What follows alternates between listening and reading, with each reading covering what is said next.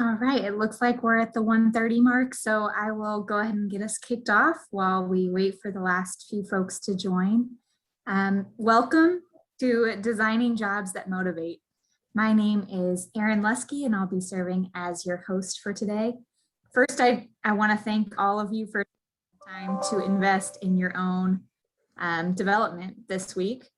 This session is a part of Staff Recognition Week. We are happy to have over 30 sessions available this week, and this is day 2 of 3, so there's more to come. If you're interested in attending other sessions, we hope you will be able to take advantage of that.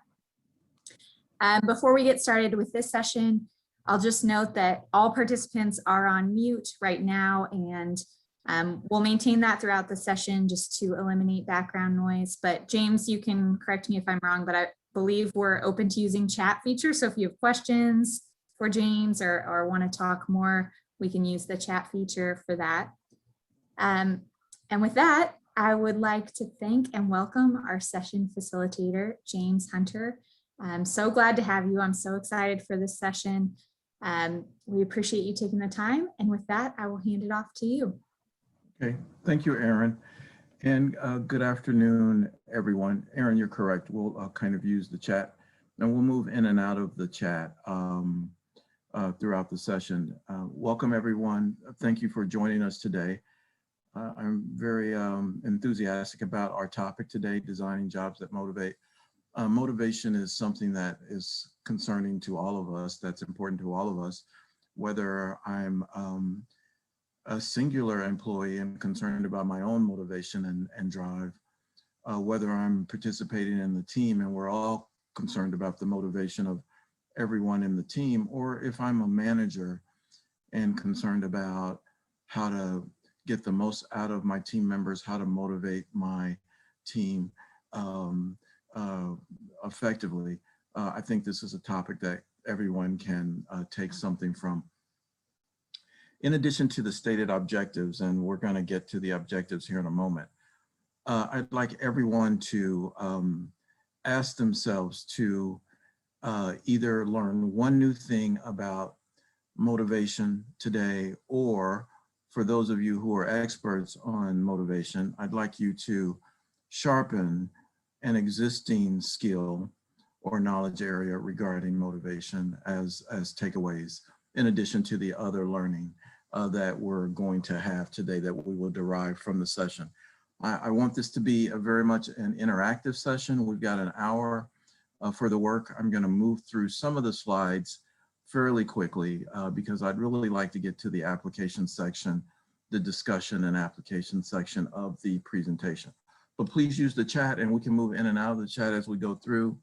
Erin, if you see something that's really kind of burning and that we want to get to right away, feel free to kind of interject. But with that, let's get to the session. And let's take a look at our objectives for the presentation. We want to present a theory of job motivation and job satisfaction. We want to review job enrichment options. We want to list strategies for implementation of a job enrichment program. And we want to experiment in the application of theory and strategies to a tangible organizational scenario. So we want to get to the scenario and ask you to roll up your sleeves and do some work, and then talk about your learning.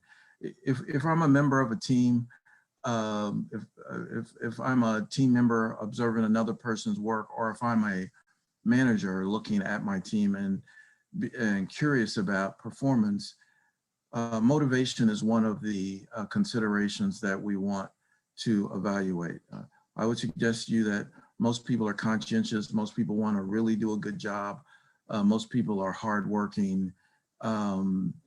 Yet sometimes we can run into challenges if we don't understand our own motivation, the motivation of our team members, and really, well, what helps us get work done. So one well-defined, well-accepted theory of motivation is by Hackman and Oldham, and they've identified 5 factors of job divide that typically contribute to people's enjoyment of a job and their level of motivation. And so you could consider these 5 dimensions as diagnostic criteria of why people are very highly motivated to do their job, or whether we may have some motivational challenges. First, there's the notion of skill variety, and that means increasing the number of skills that individuals use while performing work. As you can imagine, each one of us has a number of skills that we can connect to the job. It could be cognitive skills, it could be kind of interpersonal skills, it could be technical skills, so forth and so on, relational skills. And so the one dimension of the theory of motivation says, to the extent that there is skill variety, where people have the opportunity to use a variety of their skills, they're just going to be more motivated and really more satisfied with their work. Next, there's the notion of task identity. And this is the notion of enabling people to perform a job from start to finish. And so just imagine your own role in the organization and how you do work. Now, typically there is some handoff between what I do with other sectors of the environment, where I may do a significant piece of the work, and then I may hand it off to someone in my division or in another division within the institution to finish it. But the theory of design by Hackman and Oldham suggests that people are a little more motivated, people are a little more satisfied if they have the capacity or the ability to perform the job from start to finish, or at least be part of the entire life cycle of a job. So let's keep that in mind. And I'm going to ask you to apply this in a few minutes. Next, there's the notion of task significance. That is providing work that has a direct impact on the organization or its stakeholders. Now, I would suggest to you that just about everything that we do in this organization has a direct impact on the bottom line of the institution or the stakeholders. But sometimes people perform jobs and they're not very aware of the ultimate impact on the organization or its stakeholders. So using the theory of motivation, we want to impress upon our team members, ourselves, that whatever is being done, it affects the overall effectiveness and efficiency of the institution and its stakeholders. Next, there's the dimension of autonomy, that is increasing the degree of decision-making and the freedom to choose how and when a job is done. So again, you know, each one of us is authorized by the institution, authorized by our organization to complete work in a certain fashion. The notion of autonomy asserts that we want to, in order to increase motivation and job satisfaction, we want to increase, where appropriate, the decision-making authority of the job holder. In other words, if I'm a manager, I want to authorize you to not only do a job from start to finish, but also decide when and how work is done. In other words, we want decision-making conducted at the closest level to the job. And then finally, there's feedback, that is increasing the amount of recognition for doing a job well done and communicating results to people about their work. And so sometimes when we think about feedback, we might think about feedback, unfortunately, in a one-dimensional way, that I only give feedback to someone when they've made a mistake or when there's something critical that has occurred. But if I'm going to use this notion of feedback effectively, I'm going to also make sure that I'm communicating to job holders when they've done the work very, very well, as a way of motivating them and increasing their job satisfaction. So let's sort of just pause here for a moment, and I'm sure that this is very clear to everyone, but if there are any questions or comments here, this would be a nice little break or space to ask any questions or to get any clarification. If there are none, then we can move on to our next slide. Are there any questions or comments here before we move forward? Anyone? If not, we will continue to the next dimension of the presentation. So let's look at these job enrichment options, if you will, and get a notion of how they relate. The first, the central focus of job enrichment is giving people more control over their work. Alternatively, the lack of control is a key cause of stress and therefore unhappiness. Think about your own role and how satisfied you are and motivated you are when you have lots of control, and conversely, how much stress you may experience and unhappiness you may experience when you have very little control. Where possible, if I'm a leader, if I'm an administrator, if I'm a team leader, I want to allow people to take on tasks that are typically done, maybe by me as a supervisor. I want to empower my team members and say, you know, I don't have to do all of this work. I want to allow the people in my team to get some of this work done. I recognize the skills of my team member. You know, they're very motivated. They're very conscientious. I want to allow them to make these decisions and have greater control. This means employees have more influence over planning, executing, and evaluating the jobs they do. And I think from a leadership paradigm, we just need to do more of this. We have very conscientious, very positive, well-trained employees in the workforce. And I believe we want to empower them to make decisions and take on tasks that are typically done by supervisors. There's plenty of other work for managers or supervisors to do. I think we should, as a general practice, empower our employees to take on more responsibility. Now, in enriched jobs, people complete activities with increased freedom, independence, and responsibility. They also receive plenty of feedback so that they can assess and correct their own performance. And let's look at some strategies to enrich jobs within the workplace. Strategy number one is to rotate jobs. And that means give people the opportunity to use a variety of skills and perform different kinds of work. The most common way to do this is through job rotation.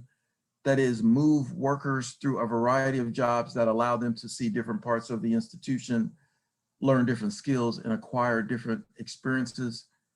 This can be very motivating, especially for people in jobs that are very repetitive or that focus on only one or two skills. And so if you're an administrator and you're assigning work,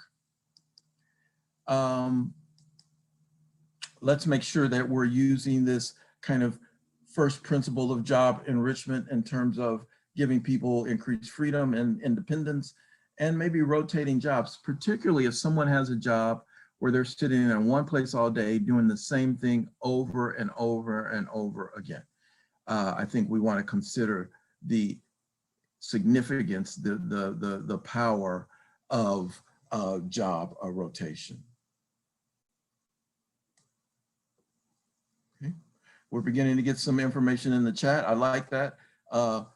Yes, I like this notion of letting people do work that a manager would usually do. I thank you for kind of confirming that principle.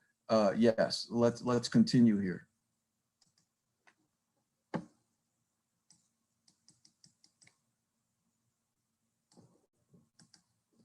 So next, the next job enrichment sort of notion is combining tasks.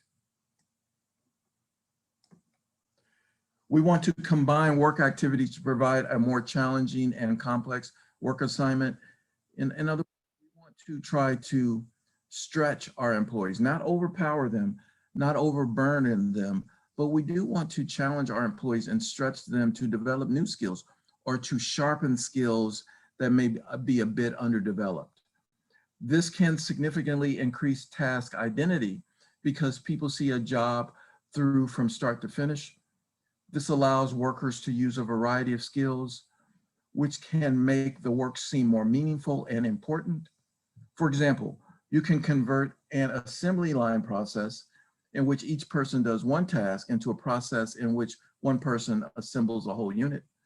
And let's say you're processing payroll, or maybe you're doing part of the sort of onboarding process, or you're designing a learning and development program, and those tasks have typically been broken into different pieces.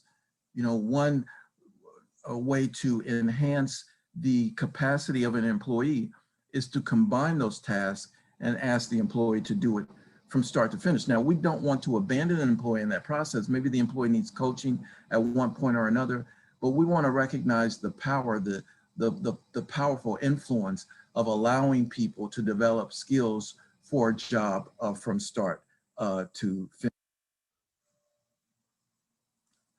Now, you can apply this model whenever you have people or groups that typically perform only one part of an overall process, and consider expanding the roles to give them responsibility for the entire process or a bigger part of that process. Now, you know, we may have some employees who say, some team members that say, you know, I like what I do. You know, I do one piece of a job. I'm really good at it. It's perfect. And maybe they say, I don't want to do anything new. And so now we don't want to overpower them or force them to do things that they're really uncomfortable with. But I do think this represents an opportunity for coaching in which we could say, wow, yes, you do a great job. You're really excellent at this dimension of the work. And you could become even more valuable to us as an institution if you could learn other dimensions of the job. Right? Now, these forms of job enrichment can be tricky because they provide increased motivation at the expense of sometimes decreased productivity. When you have new people performing tasks, you may have to deal with issues of training, efficiency, and performance, and we must carefully weigh the benefits against the cost. I see this notion as quite developmental, even if I may sort of suffer at the notion of efficiency and effectiveness for short term. I think, you know, the bigger picture is ultimately I'm going to develop a more sophisticated, a more diverse, a more dynamic team. Let's continue with job enrichment options. Identify project-focused work units. Break your typical functional lines and form project-focused units. For example, rather than having all of your marketing or development people in one department with supervisors directing who works on the project, we could split the department into specialized project units. Specific storyboard creators, copywriters, and designers could all work together for one client or one campaign. Allowing employees to build client relationships is an excellent way to increase autonomy, task identity, and feedback.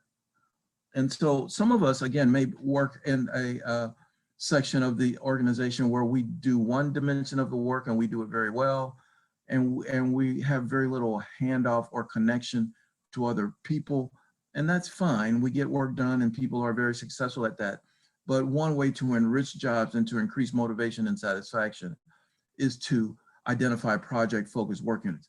And this gets at the kind of the social aspect of work life. I mean, you know, there's the task focus where we show up and do work and we check things off our list and we get things done.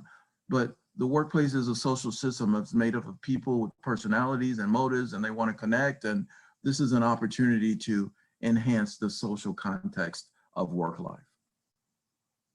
Next, we want to create autonomous work teams. This job enrichment dimension is at the group level. We can set a goal for a team and make team members free to determine work assignments, schedules, breaks, evaluation parameters, and so on. You may even give them influence over choosing their own team members.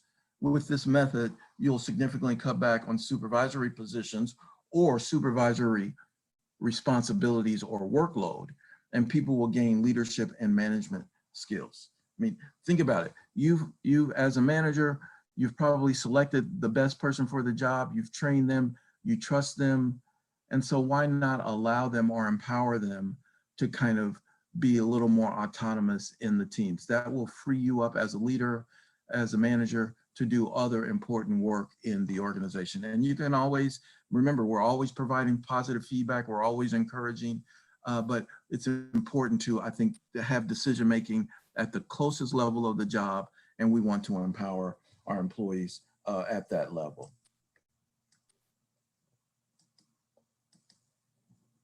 Next, we want to implement participative management. We want to allow team members to participate in decision-making and get involved in strategic planning. This is an excellent way to communicate to members of our team that their input rather is valuable. It can work in any organization, from a very small one to a very, very large organization, for example, like the one we're employed in. When people realize that what they say is valued and makes a difference, they're likely to be more motivated and more satisfied. And I think one of the challenges in a large bureaucratic organization is that oftentimes people, kind of at the staff level, do not have sufficient voice. Nevertheless, they have really good ideas that could enhance organizational operations.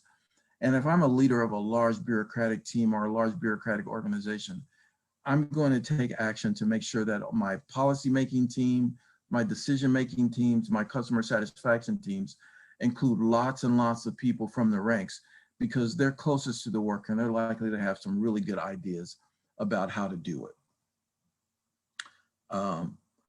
This notion of participative management doesn't discount the excellent leadership that we already have in place. It doesn't minimize the expertise for policy making or leadership or decision making or the senior leaders that we already have in place. But, as a form of work motivation and job satisfaction, as a form of mentoring, we want to include people at all levels in the policy making and decision process, because we want to plan for the future, and we want to prepare some people who may not have been exposed to these transactions for future decision making, for future leadership. Next, we've got the notion of redistribute power and authority. We want to redistribute control and grant more authority to workers for making job-related decisions.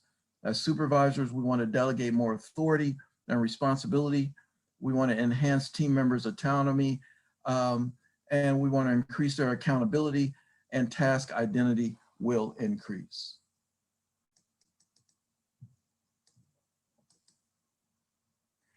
Now, next, we have this notion of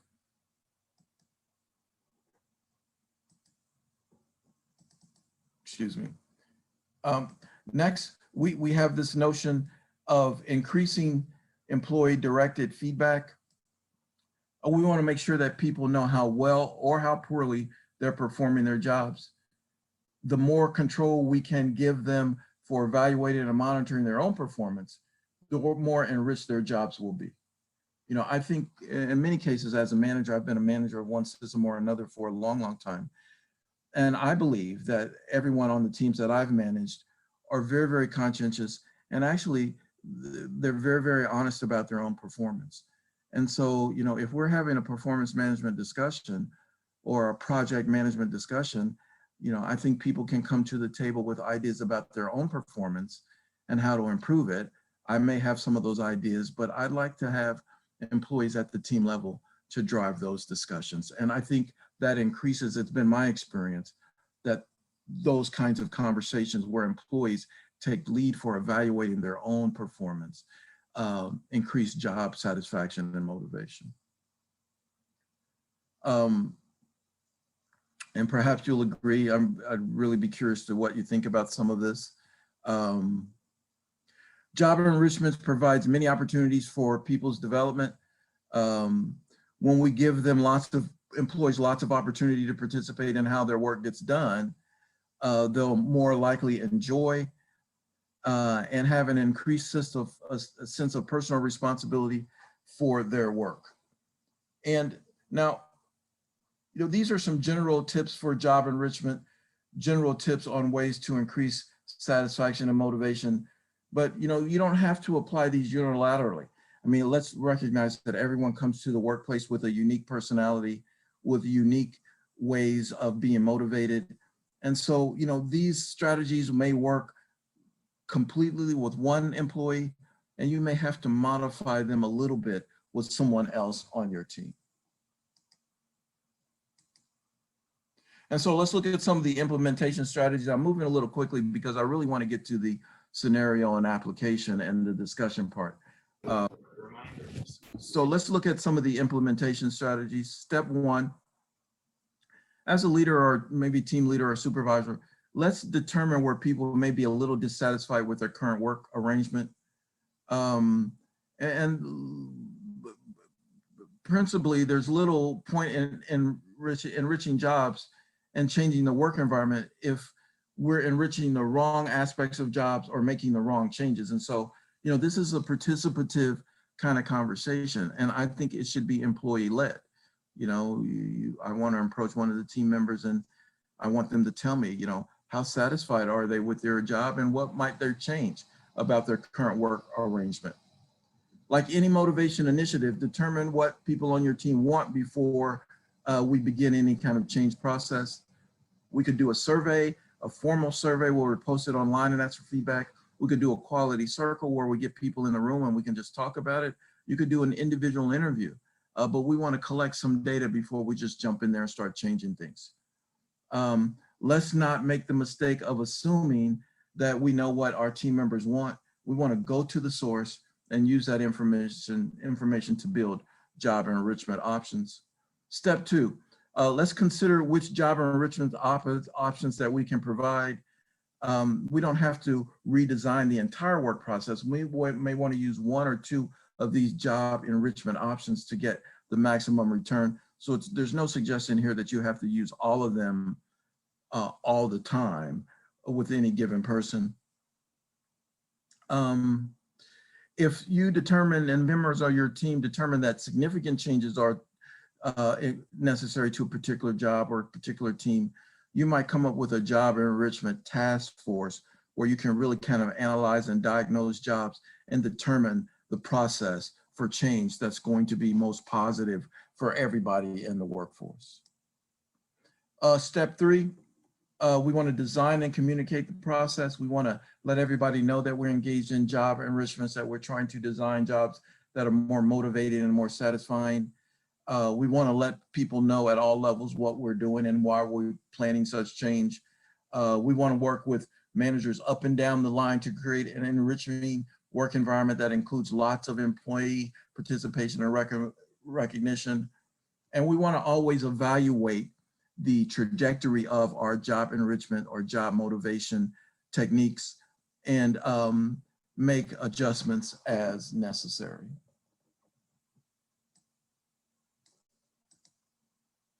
Staying with implementation strategies, let's remember that job enrichment is a vital part of attracting, motivating, and retaining talented people, particularly where work is repetitive or boring.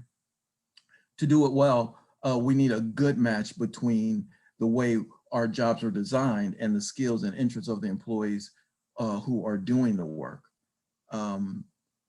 When your work assignments reflect a good level of skill variety, task identity, task significance, autonomy, and feedback, members of the team are likely to be much more content and much less stressed. Enriched jobs lead to more satisfied and motivated employees. And our work responsibility as leaders is to figure out which combination of job enrichment options will lead to increased performance and productivity. So now, are there any questions? Any comments in the chat here? I think everything's pretty straightforward and clear. So now, what I'd like you to do is take a look at the scenario. And we've got plenty of time. We've got plenty of time for you to read through the scenario.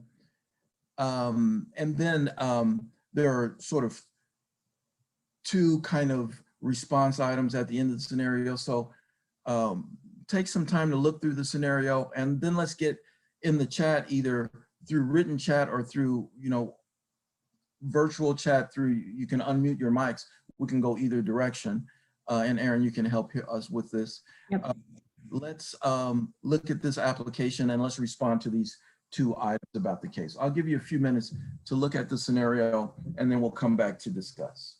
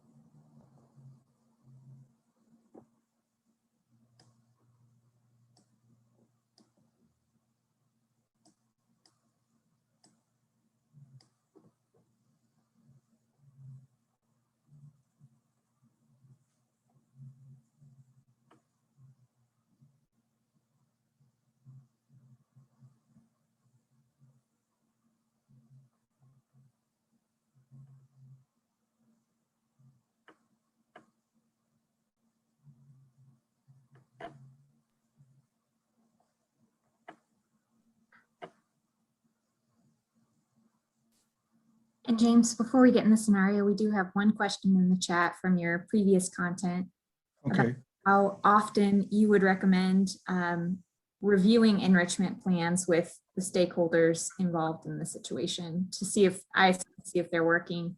Lisa, feel free to speak up if there's another context. You know, that's a really good question. I would say, you know, maybe we could, you know, just think about job enrichment options about 3 times a year. You know, every 3 or 4 months during some type of conversation, formal conversation with the team member. Now, of course, you're going to have informal conversations every day or every week, but formally, maybe 3 or 4 times a year, we could remind our employees that we're interested in increasing job motivation and job satisfaction, and remind them that we have some tools for job enrichment, maybe 3 or 4 times a year. Because I think it's the kind of thing that might be a little foreign to some employees, particularly new employees. This notion of job enrichment might be a little foreign. And so we want to plant the seed that, hey, we're flexible and open to the idea of improving your experience at work, to improving your satisfaction at work. And so I think if employees are thinking about it, if we plant that seed 3 or 4 times a year, then the conversation becomes a little more natural. That's a really good question. James, to follow up on that, if you're someone, an individual contributor, or someone doing a job but not in a leadership role, do you recommend bringing up this conversation to your manager, or how would you recommend someone in that position starting to explore job enrichment? You know, that's a really good question too. And so that's a perfect question. These are 2 really good questions. I really appreciate it. And so, you know, yes, we want the job holder to develop and use their voice. And, because if I'm a manager, I'm more likely to be able to help you become more motivated and satisfied if you tell me what you need.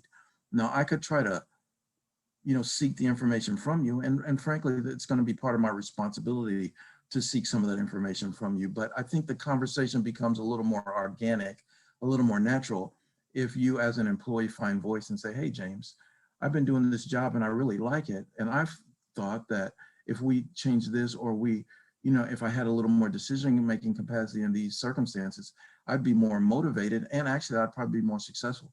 I want you to feel free to come to me and say that. And again, as a leader, I need to create the environment for that. But as a member of the team, I want you to find voice and approach me with those kind of conversations. Thank you. That's a perfect question.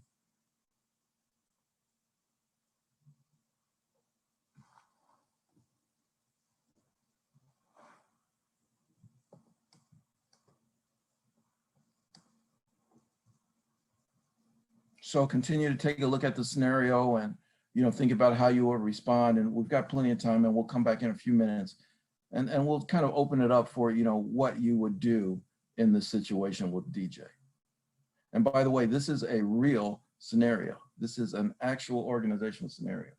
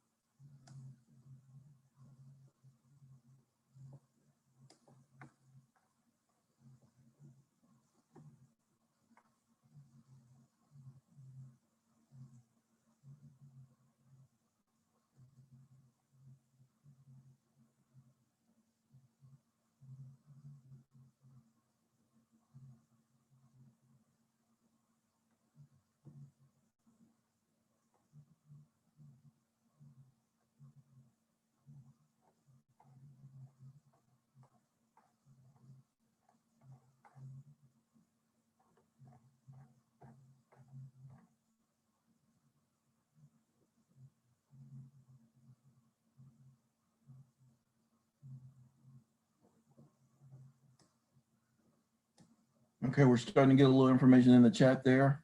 Thank you. Yes, I agree. I do think this is definitely a leader. One dimension of the intervention here is around enhanced leadership skills.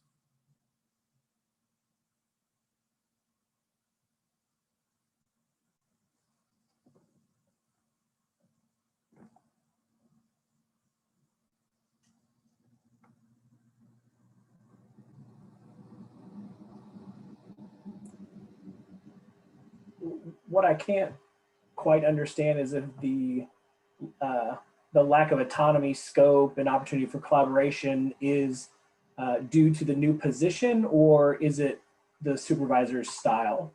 I think that would be a little bit more helpful to understand in this scenario. Yeah. Thank you for asking that question. You know, in my interpretation, you know, I want to kind of work through it with everyone here. I want to kind of get a little more discussion here. I think, yes, I think one dimension of this really sort of intersects with leadership style and you know, leadership capacity, leadership style, leadership approach, leadership techniques for motivating. You know, by the way, there are some theories of motivation. Some people learn from a management standpoint to motivate people through critique. There are, you know, some textbook examples of Machiavellianism where people are actually, you know, trained to motivate people through being pretty critical. But I think there's also a body of research that suggests, you know, based on individual differences, that theory of leadership or motivation is not always useful. So yes, continue. This is what I would suggest, and I'm not sure how Emmy views it, but from my military roles in the past, this is what I would have done coming in as a new supervisor. You would have met with DJ, or the supervisor should have met with DJ, had initial, I guess, expectations, or talked with DJ about his strengths, his weaknesses, stuff like that. And then given kind of like an expectation, informal talk about what, you know, tangible goals DJ can achieve in this new role. And then the supervisor should type it up. They both sign it and then follow up. I think MU does it every 4 months, but I think every 3 months is more feasible. So basically quarterly follow-up, quarterly review, and then hopefully by the end of the first 12 months, that should fix it. All right. Thank you for that contribution.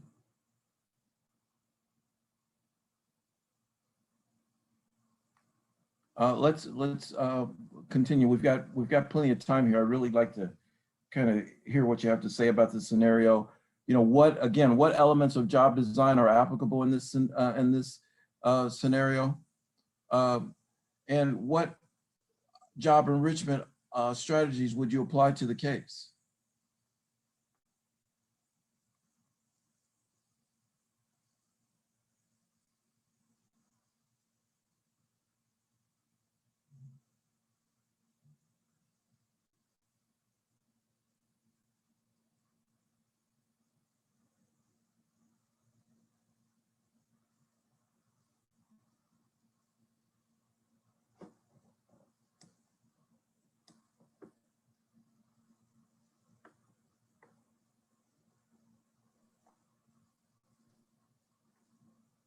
James, one thing that stands out to me is this reads like it's a pretty siloed role. And I think that was task identity, where you don't see from beginning to end how things, is that correct, how things were completed? Yes. I would consider task identity, especially for someone who was obviously a high performing employee previously, trust them enough to give them more start to finish perspective. Okay. Okay. Good. Very good. I think that's very appropriate. And we have some feedback in the chat as well around working towards defining goals for supervisor and employee to build a roadmap. If you're the manager or the supervisor in this case, find out from DJ what he feels is lacking or has changed, and therefore give you a place to start as a supervisor. Okay. Absolutely. Excellent. Excellent input. Very This good. is DJ has lost job significance and is backed into a position where he has no autonomy or hope of growing in his area of expertise. Absolutely.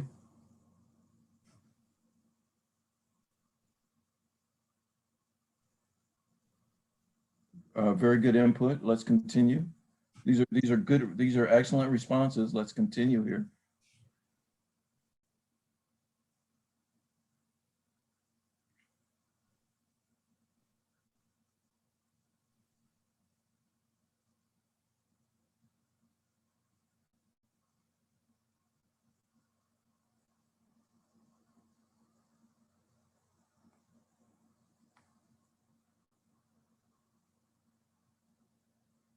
Any other ideas here about what we would do to sort of modify the situation? And another way to think about this is, I think when we could look at the scenario, it might be really easy. And I agree with the comments in the chat and all the comments that people have made thus far. You know, it might be easy to assume that, you know, the managers maybe, you know, kind of not very positive in their approach, or maybe that, you know, the manager is a little aversive in their way of giving feedback.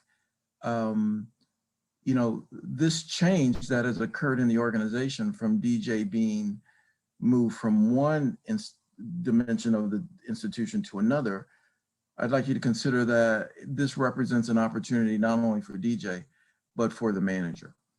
And so this change is likely to be a little bit stressful for both people.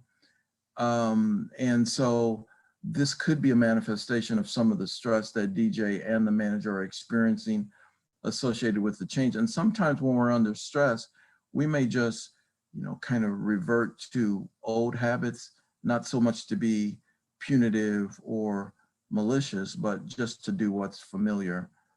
And so that may provide a little more insight into what we may want to do in this situation.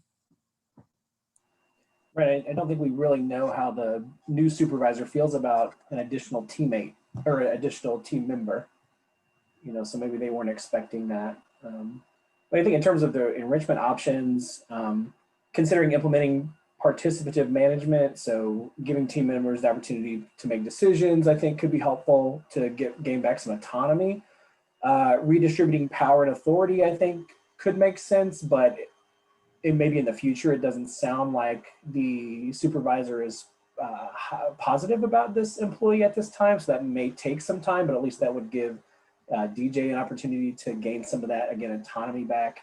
And then the feedback, I think the feedback loop just needs to be better, or they need to have a better perspective of where each other might be coming from. Is it critical? Is it negative?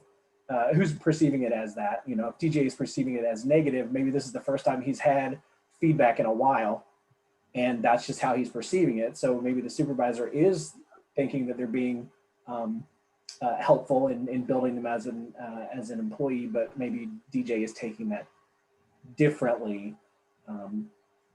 Are some thoughts that are going through my head at this point. Okay, those are nice contributions. Thank you very much. Very nice contributions. So I've been a new supervisor in a new role and whatnot, and coming into a team, as far as the scenario goes, I don't know if there's already a team established or what exactly the structure looked like. However, I can tell you, typically coming into an established department or team,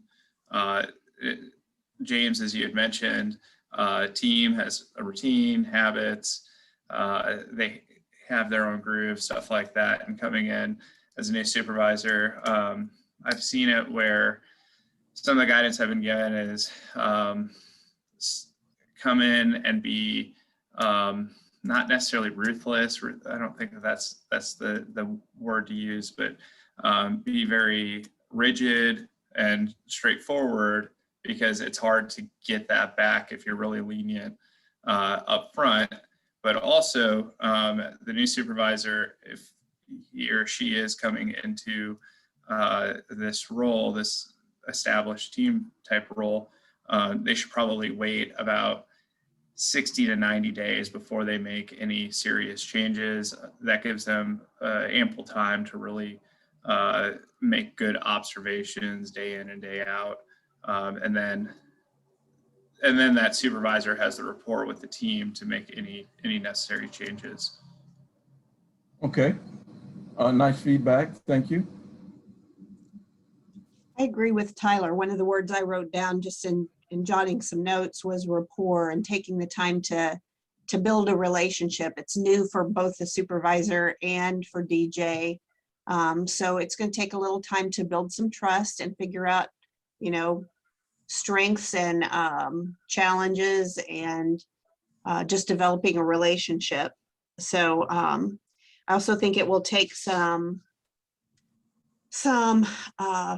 opportunities to influence upward. You can't necessarily change your supervisor. You're not going to retrain your supervisor quickly necessarily, but you can influence up a little bit perhaps.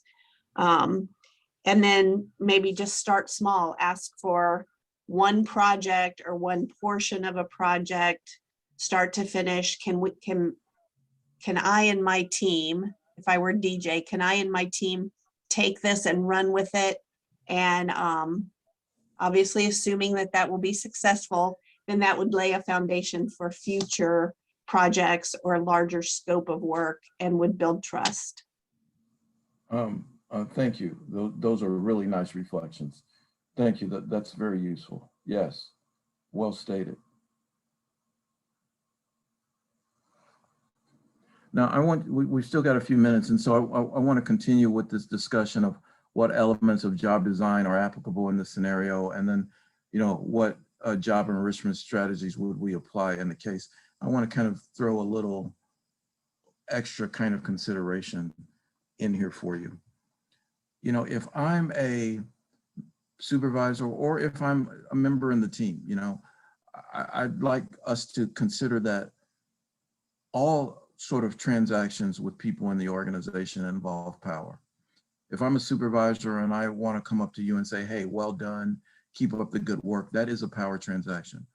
Or if I'm a supervisor and I come up to you and I say, you know, we've got a concern listed here from a customer and I'd like your perspective on how to fix it, that's a power transaction too. And so, or if I'm an employee and I want to come to you as a manager and say, you know, I've got an idea about how to get this done and I want your approval to run with it, that's a power transaction too. And so I think this is a example of how power may not be used wisely between a supervisor and an employee. And I'd kind of like to get, you know, some discussion going on about the nature of power that you perceive in this scenario.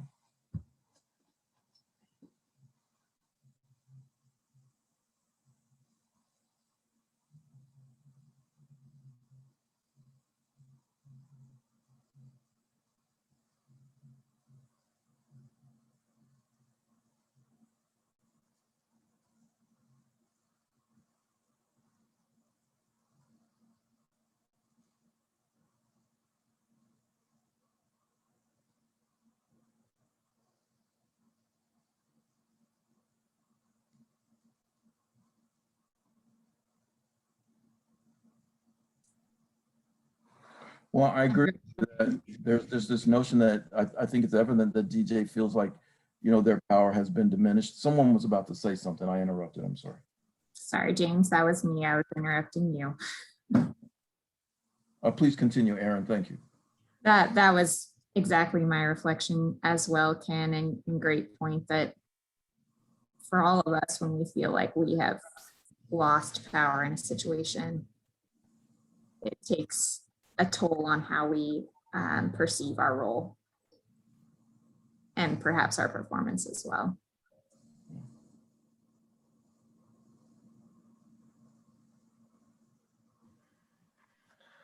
So I guess speaking as a supervisor, this supervisor should have the obligation of being a servant leader.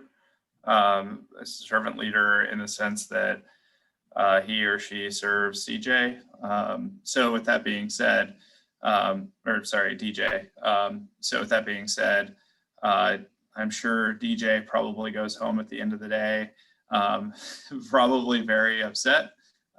This probably, puts him in a very bad mood for the rest of the day, potentially changes his outlook. Now, recognition, James, I think you just mentioned recognition, maybe documented recognition in terms of maybe a memo as opposed to like a staff recognition might go a long way, and then upload that document into the I don't know, not quarterly, but whatever performance review is coming up, and make sure that's annotated. Yeah, well stated. Good ideas there. Thank you. Yes, absolutely.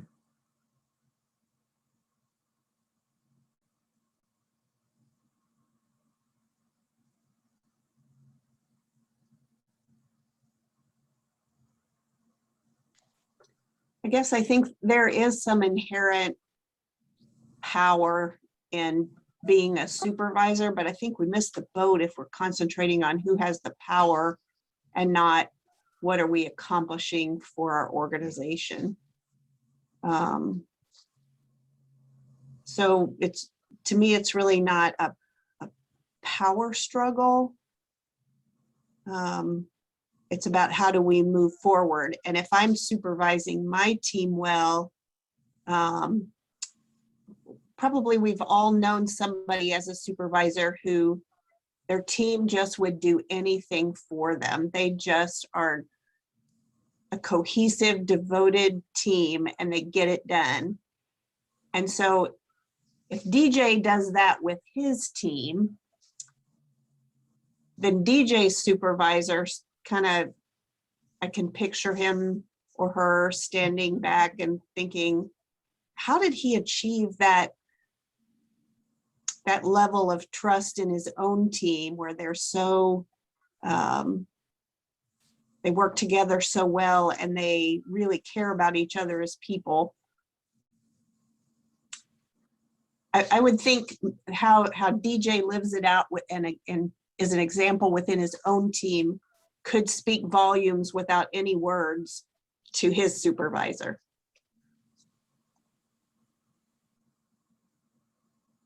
Well stated. I agree. I agree. And I want to just kind of follow up on this notion of power. I appreciate what you're saying about it. And, I agree with the notion of, what is the work and are we on task? Are we getting things done as an organization? Are we achieving mission? Or, do we have satisfied customers? Are we delivering things on time? Do we have high quality goods and services? I do, agree with you that, those kinds of questions are, really at the bottom line of what organizations and teams are established to achieve. And as a supervisor, and this is just my own perspective, and I appreciate, that people would differentiate from what I'm suggesting here. There's no suggestion here that everyone see it the way I see it. As a leader, I have often, just come to realize that, every transaction between, my office and the public, between people on my team and myself, between, this office and other aspects of the institution or environment, are somewhat rooted in power. The way we respond, the level, the quality, the speed, the level of agreeableness, the level of collaboration are really, are rooted in power. And so in addition to all the other things that I try to achieve, I really want to share power. And I want to empower people that I either serve or that I am attempting to lead to have equal say and influence in any decision environment.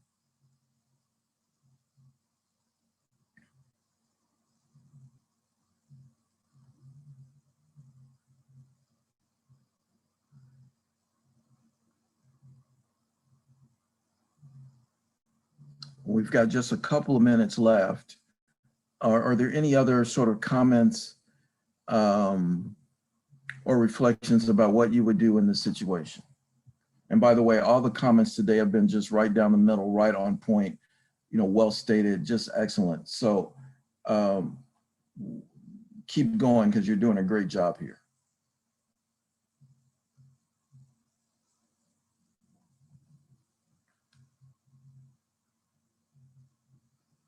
Someone's talking about onboarding here that could help, facilitate connections among team members. Yes, absolutely. I can't help but to feel like this scenario is very common. I came from a different campus in the system with budget cuts and stuff like that. I feel like there's a lot of consolidation, occasionally layoffs, but I've seen this scenario a couple of times at my previous campus, and I've seen it a little bit here, not necessarily to the toxicity that I saw it at a different campus, but I do feel like this is very, very relevant. And I'm sure everybody on this call probably has experienced this once or twice since being in the system. Yeah, thank you.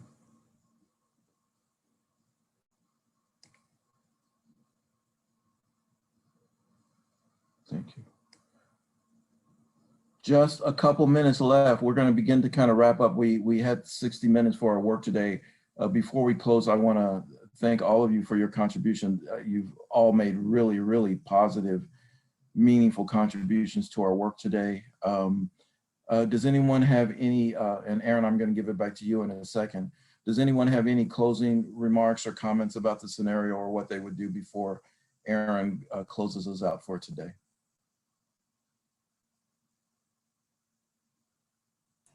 I just want to say thank you, James. I joined today to get a sense of how to build positions for graduate students and my student worker, and the theory was super helpful, and the enrichment opportunities or the options also just give me a lot to think about. So I really appreciate the webinar today.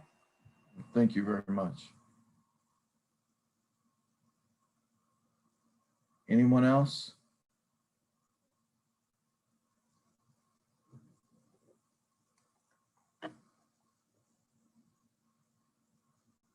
Okay. Aaron, I'm going to turn it back over to you. Absolutely. Thank you, James. This was a great conversation. I appreciate the theory and also the challenges and different contextual factors that change our thinking around designing jobs that motivate, or for ourselves or for others. For all of you who joined, we appreciate you taking the time. I encourage you, if you have some extra time this week, to look at other sessions that are available over the coming days. If you have any questions, any feedback, please feel free to reach out to our team, and happy Staff Recognition Week. Goodbye, everyone. Goodbye.